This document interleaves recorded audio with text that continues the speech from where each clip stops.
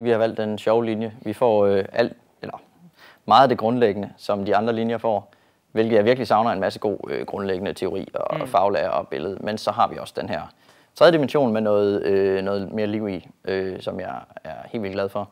Jeg har været vild med grafisk design længe, og så synes jeg bare, at det var et ekstra lille pust at sådan få det i bevægelse. Det kunne give lidt ekstra og gøre det lidt mere interessant. Det er ret fedt. Også altså, i forhold til interaktivt design, jeg forestiller mig, at når vi nu begynder at arbejde lidt mere med det der med, at man kan aktivere brugeren til at gøre noget.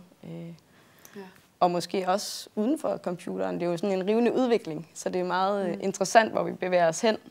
Og det kunne være meget spændende at være med i det. Jeg tror, det er, fordi jeg skelner meget mellem sådan den grafiske designlinje, der også er herude, og så interaktiv design. Og det er det bare, at altså, vi lærer Flash og lærer at bruge det til at animere og lave hjemmesider med, og det gør de ikke det andet sted på grafisk design. Men man kan også godt mærke, at vi tænker anderledes end vi også, end vi tænker på de andre linjer.